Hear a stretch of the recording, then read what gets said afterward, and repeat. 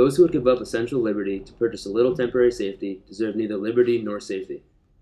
As one of the founding fathers, Benjamin Franklin had strong ideas as to how this country should be shaped. He believes the strongest ideal for this country was for it to be a land free of tyranny, where one must never sacrifice liberty for any reason. He was appalled at the complacency of colonial America as the colonists let King George III trample on their sovereign freedom. For it was this complacency, he believed, that allowed liberty to vanish, freedom to abate, and tyranny to take hold.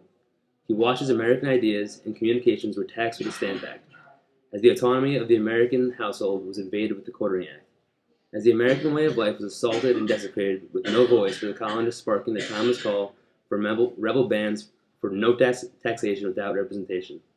Though some, like Franklin, chose not to stand for injustices, from the beginning the colonial population as a whole allowed these freedoms to be stripped one by one.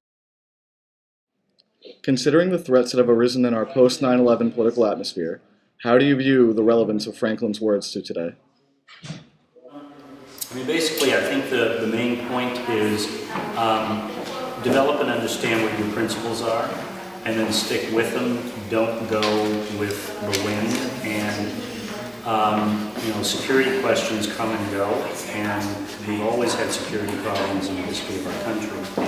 And preserving our freedom and preserving our country means that we have to face those challenges, but we shouldn't do it by undermining our basic principles, our fundamental principles, because if you do, then all else is lost. The assaults on freedom have not always come from abroad.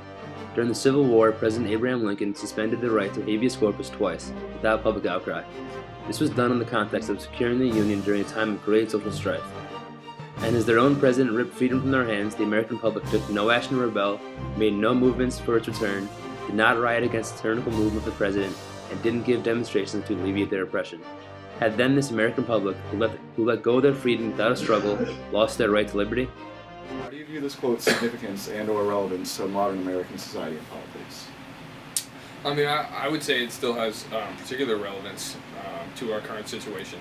I mean, although I'm not sure I would support quite as wide-reaching, definition of giving up freedom as perhaps Franklin is implying. In terms of broader things like your ability to practice your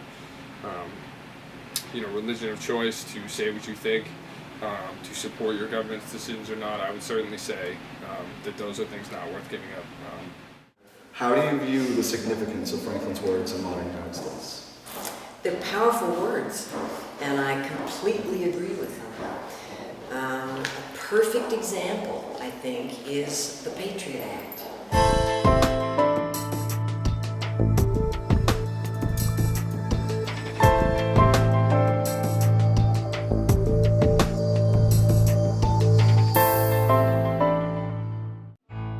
These questions are not ones that are lost to history, for here and now American freedoms are being stripped from us once more. Under the Bush administration, we have seen many assaults on our freedoms that have gone unchallenged by the public.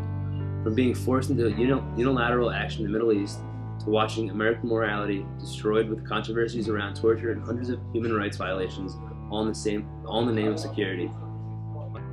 On December 16, 2005, Attorney General Alberto Gonzales confirmed the National Security Agency program that involved tapping the phone lines of American citizens without a warrant from a federal judge. This action was opposed by Congress, reviled in the media, but supported by an alarming number of American citizens who believed this made them safer in their own homes. The willingness displayed by the American public was not what the framers dreamed of. After 9/11, when people were scared, extremely anxious, had no idea what was going to come next, people in Congress agreed to give up all kinds of liberty that we had been used to having so that people could be wiretapped, there could be personal information about people that had never been possible before. And although I understand the impetus for that, I think it was a terrible mistake to do that, and some of that has been righted, but that's a very, it can be a tempting direction to go in, but it's a dangerous direction to go in.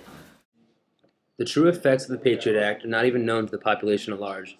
It allows the federal government to place a trap and trace on any phone, which allows them to record to whom and when you place a call, as well as where you and the person you called were at the moment.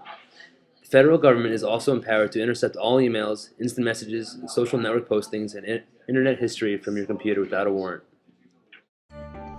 This country was founded on the basis that the people have the right and the duty to challenge their government. Yet the American public has failed time and time again to live up to their civic duty and demand the freedom the framers bestowed upon them. When did Americans decide that security was more important than privacy?